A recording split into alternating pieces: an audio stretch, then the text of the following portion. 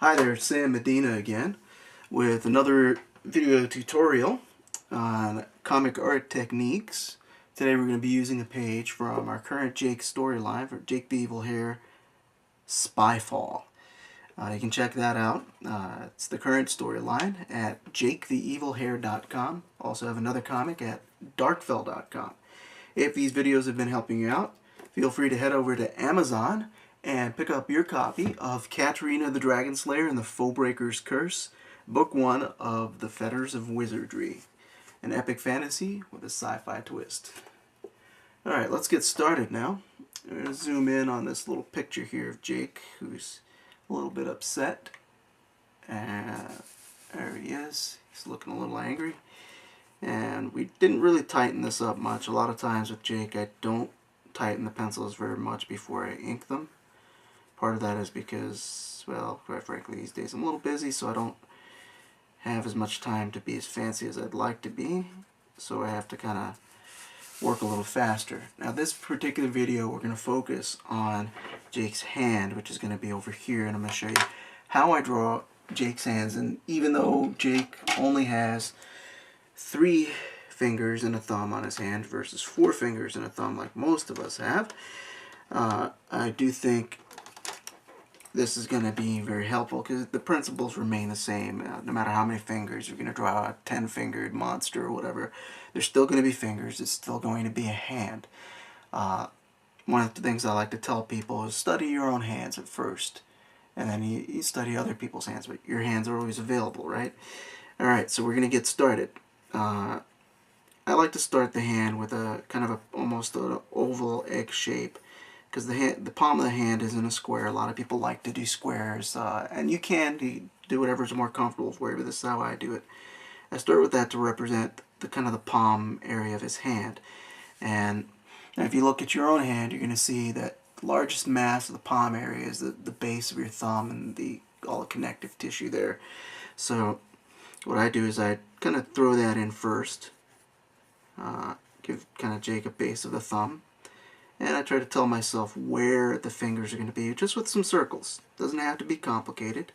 He's holding a gun in this picture, so it's going to be kind of an interesting little picture. We're going to show how to draw the fingers wrapping around the handle of the gun. So we know his knuckles are going to be somewhere around here, because we've kind of given ourselves the positioning of where the fingers are, and by drawing in the base of the thumb here, we know where the thumb is going to get started. And the thumb's going to come out from here, go this way, and this way to wrap around the handle of the gun, which is going to be something like this. It's going to go off the page a little bit off the panel. And so we know that the knuckles are over here. His fingers aren't going to magically go through the gun. It has to go around the gun, so we have to imagine that this has some kind of three-dimensionality to it. At first, it may help you to kind of make it look like a little box there, so you can, just to help you visualize the fact that this is a three-dimensional object that you're trying to wrap the character's fingers around. Now the finger's going to come out, if this is the edge over here of the handle of the gun, then the index finger is going to be coming from this point behind there. It's going to come outward, right? And that's going to kind of come toward us at an angle. So we have this little cylinder going this way for the first section of the finger.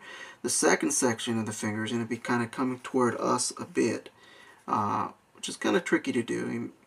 Sometimes I'll do it with rectangular shapes like this, because that first section we drew it, but now it's going to be covered up. In fact, let's zoom in a little bit more here. And so that first section comes out there. Second section comes toward us, so we're going to make it like a rectangle. In fact, let's erase some of these beginning lines to make things a little more clear. Alright, so we're now drawing the second section. It's coming at us like a bit of a rectangle.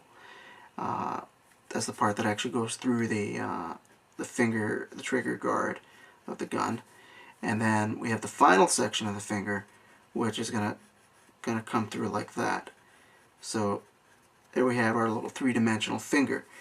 And it's a similar thing for the other fingers. They're not going to stick out as much as this finger did, because this finger was is, you know, it's sticking out more to grab onto the trigger. So the other fingers are gonna be more wrapped around the handle than that one is, and it's not gonna, the knuckles aren't gonna stick out as much. So we kind of make our guidelines like that with make a little cylinder there, and same thing here with that second section. You don't really see the first section because it's back here behind here, because this is a three-dimensional object. So we got the second section here is a bit of a cylinder, and then the third cylinder, and looks like his thumb needs to actually be a little larger than that. Okay, and then we'll take our Murado Black Warrior, my favorite pencil to draw with, and start tightening this up a little bit. And for the sake of this particular illustration, usually I don't ink this way, but this will probably help this little exposition here. So start tightening it up on the inks.